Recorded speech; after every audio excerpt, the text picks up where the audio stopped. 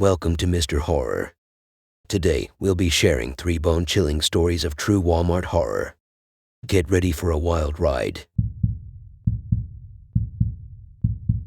Working the night shift at Walmart was never fun, but it paid the bills. I was used to the strange customers and the occasional shoplifter, but what happened one night changed everything. I was stocking the shelves when I heard a faint whisper. It sounded like it was coming from behind me, but when I turned around, there was no one there. I shrugged it off and continued working. As the night went on, the whispers grew louder and more frequent. I tried to ignore them, but they were starting to freak me out. That's when I noticed something moving out of the corner of my eye. I turned to look, but again, nothing was there. I started to feel like someone or something was watching me. I tried to brush it off and kept working, but the feeling persisted. Finally, I decided to take a break and walk around the store. That's when I saw her, a woman in a long white dress, floating down the aisle. I froze, unable to move or even speak. She looked at me and whispered, "Don't be afraid, child. I just want to talk." I didn't know what to do.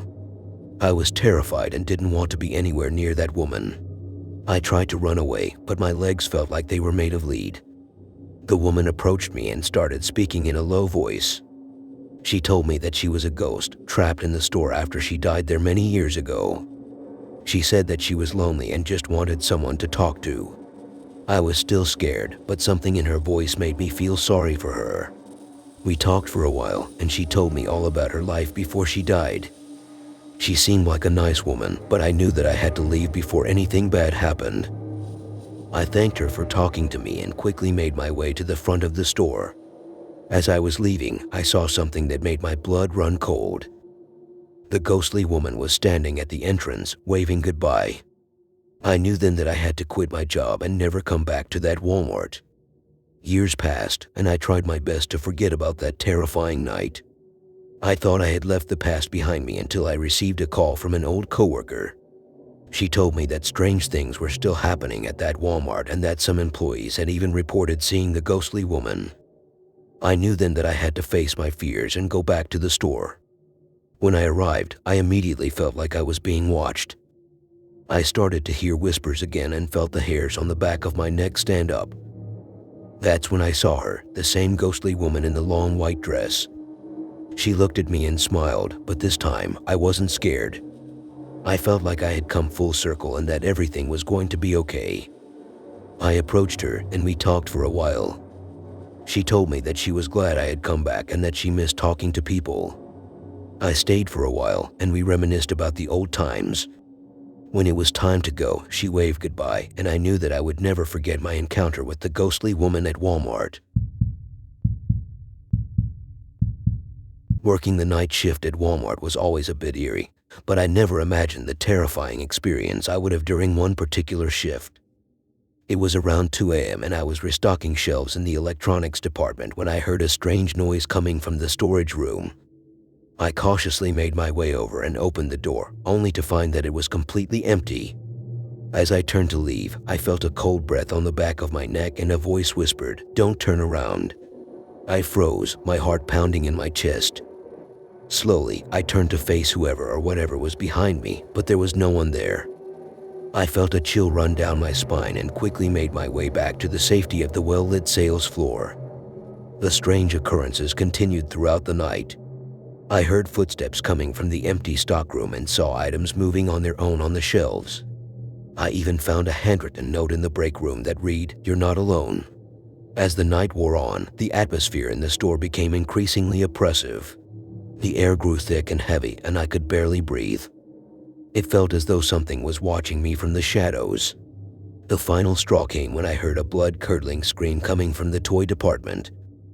I ran over to investigate, only to find a little girl crying hysterically in front of a dollhouse.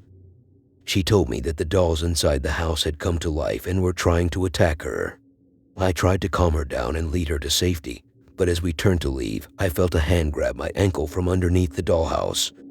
I kicked and screamed, but it was no use. Whatever it was too strong.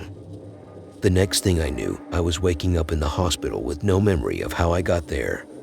The doctors told me that I had suffered a nervous breakdown and that I had been found curled up in a ball on the floor of the Walmart toy department. But I know what really happened. I know the truth about the terrifying Walmart night shift. It was my first night shift at Walmart, and I was already dreading it. My job was to monitor the store's surveillance cameras and report any suspicious activity to the manager. I sat in a small, dark room with only the glow of the screens for company.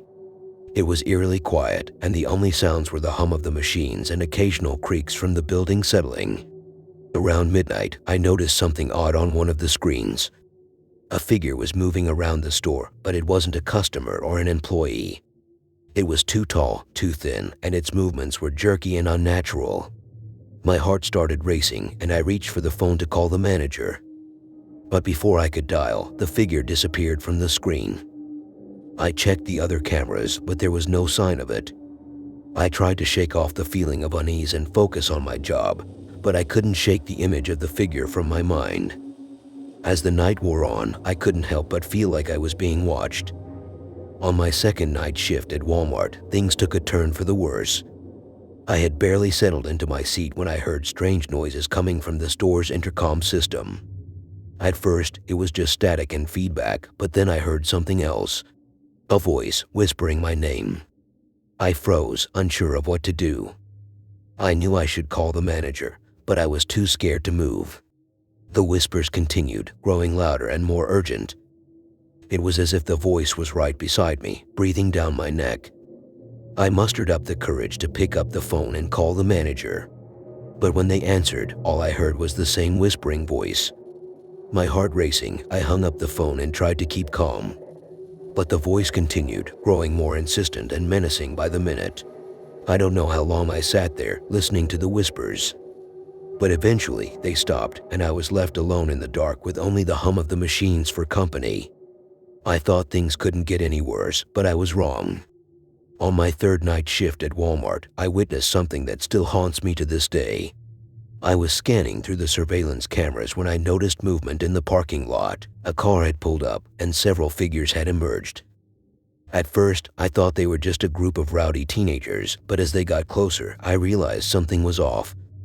Their eyes were empty and lifeless, and they moved with an eerie synchronicity. They were dressed in all black, and their faces were covered with masks. I couldn't make out what kind of masks they were, but they looked like something out of a horror movie. My heart racing, I reached for the phone to call the manager, but before I could dial, the figures had vanished from the screen.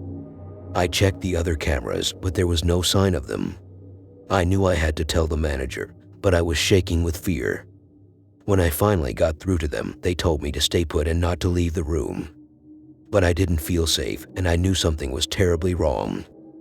I don't know how long I sat there, waiting for something to happen. But eventually, I heard the sound of footsteps coming down the hall. They were slow and deliberate, and they were getting closer and closer to the room where I was hiding. To this day, I don't know what happened next.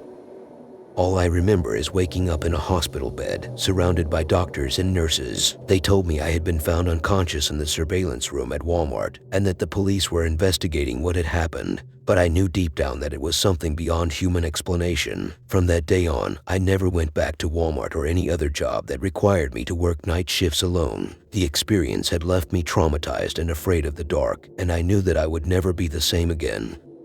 Thank you for watching this video on true scary Walmart horror stories. If you enjoyed it, please like, comment, and subscribe to our channel for more terrifying content.